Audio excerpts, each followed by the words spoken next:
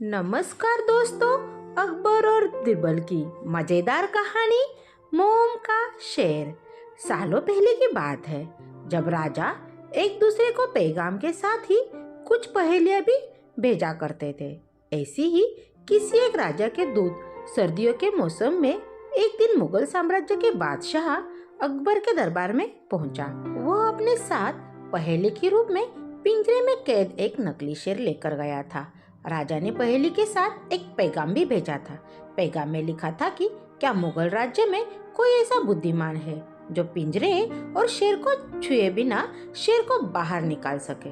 अब मुगल सम्राट अकबर सोच में पड़ गए कि आखिर शेर और पिंजरे को हाथ लगाए बिना भला शेर को बाहर कैसे निकाला सकता है। पहेली के साथ भेजे गए पैगाम में यह भी साफ साफ लिखा था कि पिंजरे से शेर को बाहर निकालने के लिए एक व्यक्ति को एक ही बार का मौका मिलेगा। अकबर काफी परेशान हो गए। उन्हें लगा कि यह तो बहुत मुश्किल है और अगर शेर को पिंजरे से बाहर नहीं निकाल पाए तो मुगल राज्य की काफी बदनामी भी होगी। ये सब सोचते सोचते उन्होंने दरबारियों में मौजूद सभी की तरफ देखते हुए पूछा, है कोई जो इसे पहेली को सुलझा सके। लेकिन हर कोई इसी सोच में डूबा था कि आखिर यह संभव कैसे हो सकता।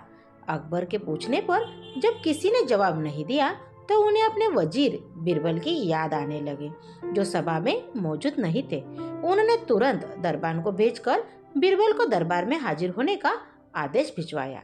लेकिन अफसोस बिरबल किसी सरकारी काम से राज्य से बाहर गए हुए थे।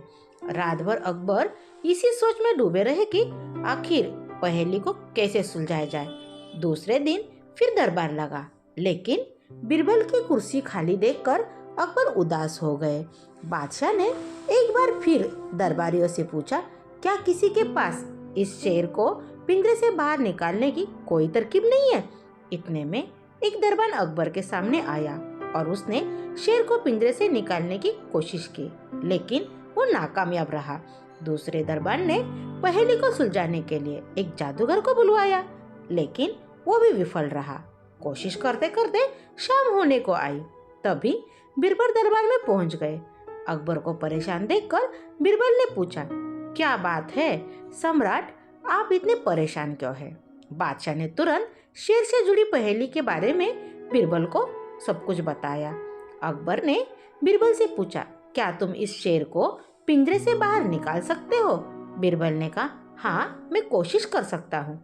अकबर बहुत खुश हुए क्योंकि मुगल साम्राज्य में बिरबल के जैसा बुद्धिमान और चतुर दूसरा कोई नहीं था। शेर को पिंजरे से बाहर निकालने के लिए बिरबल ने अकबर से कहा कि उन्हें तो सुलगती हुई लोहे की छड़ व सरये की आवश्यकता है। शहंशाह ने तुरंत इसकी व्यवस्था करने को कहा। जैसे ही बिरबल को लोहे की छड़ मिली तो उन्होंने पिंजरे को छुए बिना छड़ को अंदर पहुंचाकर उसे नकली शेर पर रख दिया।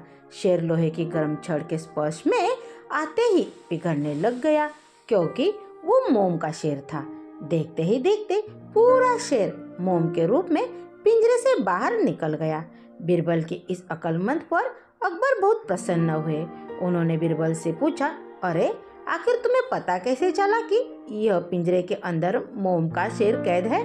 बिरबल ने बड़ी ही नम्रता से जवाब दिया, हुजूर, बस शेर को गौर से देखने की जरूरत थी। मैंने जब पहेली के बारे में जानने के बाद उसे गौर से देखा तो लगा कि यह मोम का शेर हो सकता है। साथ ही राजा ने यह भी नहीं बताया था कि शेर को कैसे बाहर निकालना है, तो मैंने उसे पिघाल कर बाहर निकाल दिया। इधर दरबार में बिरबल की जय जयकार होने लगी। उधर पहेली लेकर अकबर के दरबार पहुंचता राजदूत अपने राज्य वापस लौट गया और बिरबल के इस कारनामे के बारे में राजा को बताया। कहा जाता है कि उस दिन के बाद से राजा ने ऐसी पहेली भेजना छोड़ दिया था। कहानी के सीख, मोम का शेर कहानी की ये सीख है, अक्लमंदी से सब कुछ संभव है। हर जगह बल नहीं बल्कि बुद्धि का प्रयोग किया जाना चाहिए। दिमाग से हर समस्या का समाधान हो सकता है। Thank you. Please like, share and subscribe.